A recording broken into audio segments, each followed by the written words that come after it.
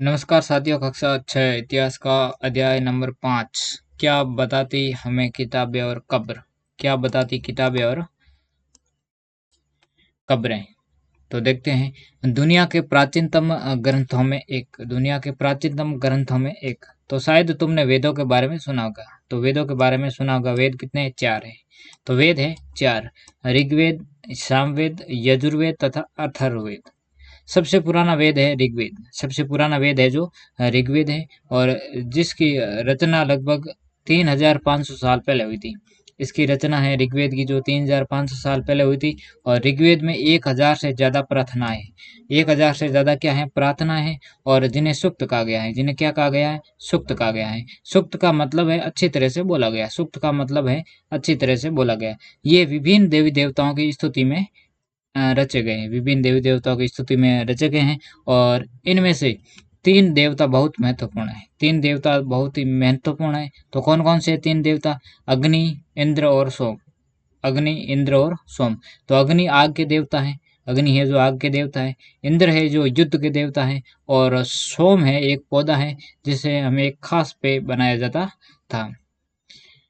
वैदिक प्रार्थनाओं की रचना ऋषियों ने की थी। वैदिक प्रार्थनाओं की रचना है जो ऋषियों ने की थी। और आचार्य विद्यार्थियों को इन्हें अक्षरों, शब्दों और वाक्यों में बांटकर स्वस्वर पाठ द्वारा कंठस्थ करवाते थे। आचार्य थे जो वाक्यों है, शब्दों में बांटकर इनको स्वस्वर पाठ द्वारा क्या कराते थे? याद करवाते थे, कंठस्थ करवाते थे।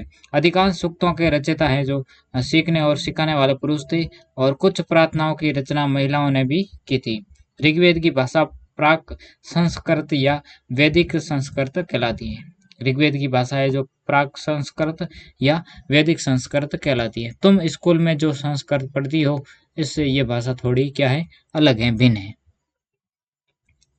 हम जिन किताबों को पढ़ते हैं वे लिखी और छापी गई हैं। ऋग्वेद का उच्चारण किया जाता था और श्रवण किया जाता था, न कि पढ़ा जाता था।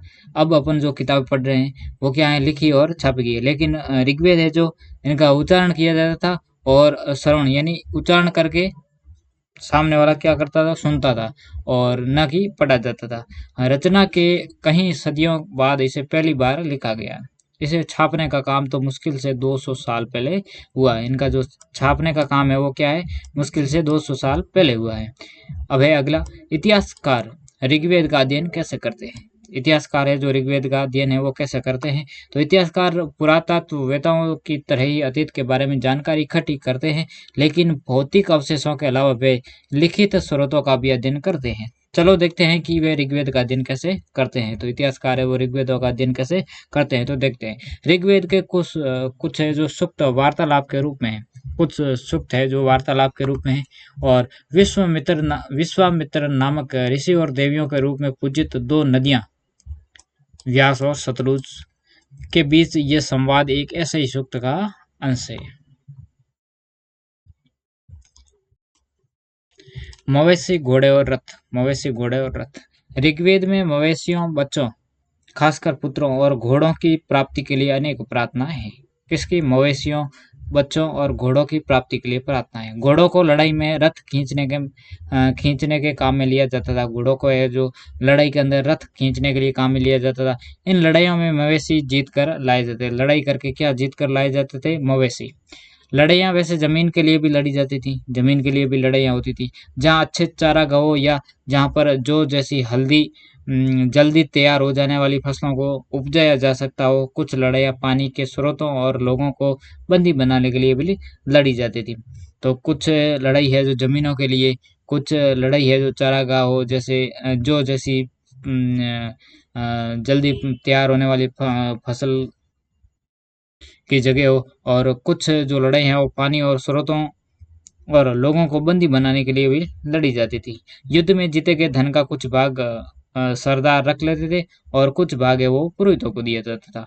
कुछ भाग है वो जो युद्ध में जीत कर लाया गया धन था वो कुछ सरदार रख लेते थे, और कुछ बचा हुआ है वो पुरोहितों को दिया जाता था। शेष धन है जो आम लोगों में बांट दिया जाता है। बाकी बचा हुआ धन है वो आम लोगों में, आम जनता में बांट दिया जाता था। और कुछ धन यज्ञ करने के लिए भी प्रयुक्त होता था। यज्ञ की आग में आहुति दी जाती थी। ये आहुतियां देवी देवताओं को दी जाती थी। घी, अनाज और कभी कभी जानवरों की भी आहुतियां दी जाती थी। तो कुछ धन है जो पुरोहितों में, कुछ आम जनता में बांट दिया जाता था, और कुछ धन है जो यज्ञ के लिए रखा जाता था, यज्ञ में आहुतियाँ दी जाती थी। और यज्ञ के अंदर आहुति घी, अनाज और कभी-कभी यज्ञ के अंदर जानवरों की आहुति भी दी जाती थी। अधिकांश पुरुष इन युद्धों में भाग लेते थे। कोई स्थायी सेना नहीं होती थी, कोई स्थायी टुकड़ी या कोई स्थायी सेना नहीं थी। अधिकांश पुरुष थे वो इस युद्ध में भाग लेते थे, लेकिन लोग सभाओं में मिलते-जुलते थे और युद्ध और शांति के विषय में सलाह-मशवरा करते थे। वहाँ ये ऐसे लोगों को अपना सरदार सुनते थे, और जो बहादुर और कुशल योद्धा हो उसको क्या करते थे? सरदार सुनते थे। लोगों की विशेषता बताने वाले शब्द। लोगों का वर्गीकरण काम, भाषा, परिवार या समुदाय। लोगों का वर्गीकरण है जो काम, भाषा, परिवार या समुदाय, निवास स्थान या सांस्कृतिक परंपरा के आधार पर किया जाता रहा है। काम के आधार पर वर्गीकरण, जैसे लोहार का काम है, सुनार का काम है, सुथार का काम है। जैसे भाषाई आधार पर वर्गीकरण, परिवार, समुदाय, निवास स्थान या सांस्कृतिक परंपरा के आधार पर किया जाता रहा है। ऋग्वेद में लोगों की विशेषता बताने वाले कुछ शब्दों को देखो। ऐसे दो समूह हैं जिनका वर्गीकरण काम के आधार पर किया गया है। पुरोहित, जिन्हें कभी-कभी ब्राह्मण कहा जाता था, तरह-तरह के यज्ञ और अनुष्ठान करते थे। दूसरे लोग थे राजा। एक तो थे पुरोहित, जो ब्राह्मण कहा जाता उनको, वह तरह-तरह क्या करते थे? यज्ञ और अनुष्ठान। और दूसरे लोग कौन से थे? राजा थे। ऐसे दो समूह थे इसमें। और ये राजा वैसे नहीं थे जिसके बारे में तुम बाद में पढ़ोगे। ये न तो बड़ी राजधानियां और महलों में रहते थे, न इसके पास सेना थी। न तो ये कोई बड़े राजधानी या महलों में रहते थे, और न इनके पास कुछ सेना थी। न ही ये कर वसूलते, न ही ये किसी से कर लेते थे। प्राय राजा की मृत्यु के बाद उसका बेटा अपने आप ही शासक नहीं बन जाता था। यदि राजा की मृत्यु के बाद उसका बेटा अपने आप ही शासक नहीं बन जाता था।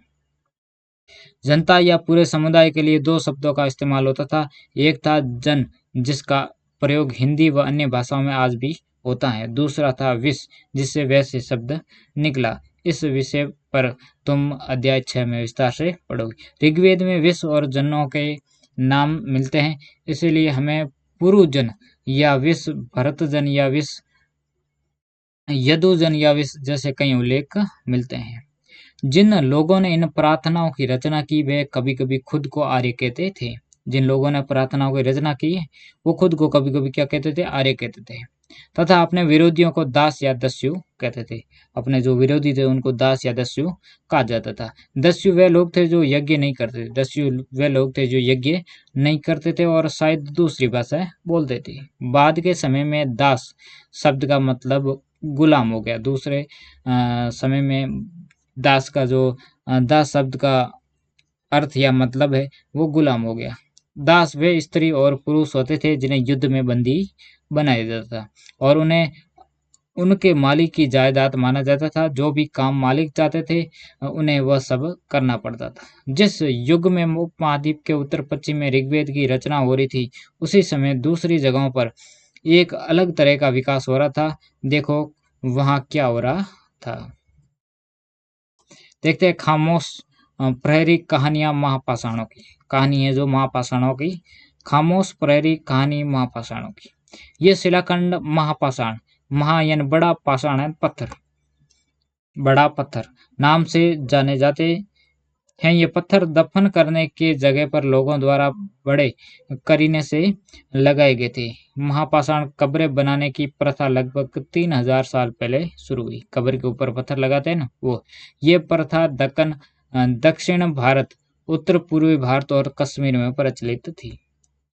कुछ महत्वपूर्ण महापाषाण पुरास्थल मानचित्र 2 में दिखाए गए, तो मानचित्र 2 के अंदर दिखाए गए। और कुछ महापाषाण जमीन के अंदर ही दिख जाते हैं। कुछ महापाषाण जमीन के भीतर भी होते हैं। कुछ महापाषाण जमीन के भीतर भी होते हैं। कई बार पुरातत्वविदों को गोलाकार सजाए हुए पत्थर मिलते हैं, कई बार अकेला खड़ा हुआ पत्थर मिलता है। ये ही एकमात्र प्रमाण है जो जमीन के नीचे कब्रों को दर्शाते हैं। इन सब कब्रों में कुछ समानता है। सामान्यतः मृतकों के खास किस्म के मिट्टी के बर्तनों के साथ दफनाया जाता था। तो कुछ मृतकों को है जो खास किस्म के मिट्टी के बर्तनों के साथ दफनाया जाता है, जिन्हें काले लाल मिट्टी के बर्तनों के नाम से जाना जाता है। इनके साथ ही मिले हैं ये लोहे के औजार और हथियार, घोड़ों के कंकाल और सामान तथा पत्थर और सोने के गहने भी मिले हैं। महापाषाण कब्रों से मिले लोहे के सामान, ये कब्रों से मिले लोहे के सामान, बाईं और घोड़े के लिए सामान, नीचे बाईं और कुल्हाड़ियाँ और एक कटार, ये कटार है। लोगों की सामाजिक असमानताओं के बारे में पता करना।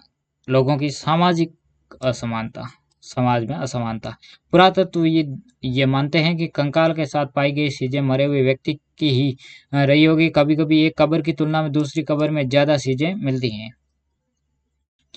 यहाँ एक व्यक्ति की कब्र में 33 सोने के मनके और शंख पाए गए हैं। दूसरे कंकालों के पास सिर्फ कुछ मिट्टी के बर्तन ही पाए गए हैं।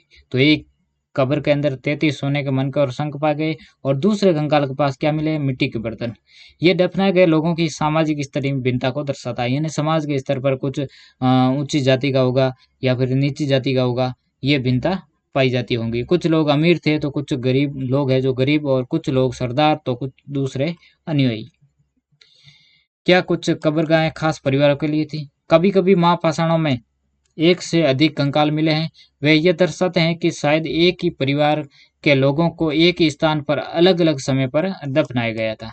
बाद में मरने वाले लोगों को पोर्ट हॉल के रास्ते कब्रों में लाकर दफनाया गया था। ऐसे स्थान पर गोलाकार लगाए गए पत्थर या चट्टान चिन्हों का काम करते थे, जहां लोग आवश्यकता अनुसार शवों को दफनाने दोबारा आ सकते थे।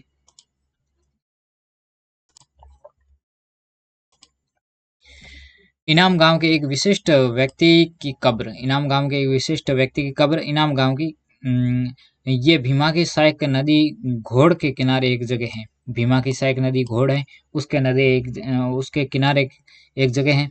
और इस जगह पर 3600 से 2700 साल पहले लोग रहते थे। 3600 से 2700 साल पहले लोग रहते थे।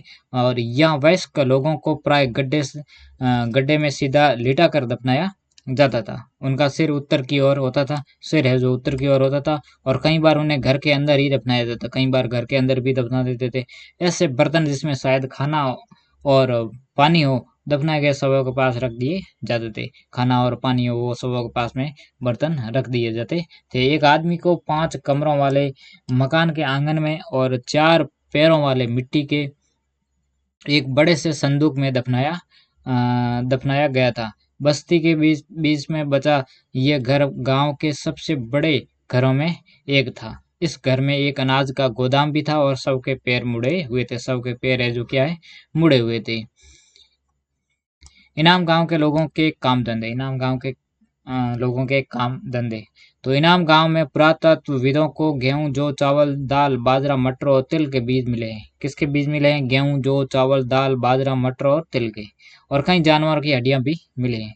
कई हड्डियों पर काटने के निशान से यह अंदाजा होता है कि लोग इन्हें खाते थे। कई हड्डियों पर काटने के निशान है, तो इनसे ये अंदाजा लगाया जा सकता है कि लोग क्या है, खाते थे। गाय, बैल, भैंस, बकरी, भेड़, कुत्ता, घोड़ा, गधा, सुअर, सांबर, चितकबरा, हिरण, कृष्णमृग, खर्रा, नेवला, चिड़िया, घड़ियाल, कछुआ, केकड़ा और मछली की हड्डियां भी पाई गई हैं। तो इनकी हड्डियां भी पाई गई हैं। ऐसे साक्ष्य मिले हैं कि बेर, आंवला, जामुन, खजूर और कई तरह की रस भरियां एकत्रित की जाती थी। किनकी? बेर, आंवला, जामुन और खजूर। तो इसी के साथ अपना अध्याय होता है पूरा। मिलते हैं अगले वीडियो में। धन्यवाद।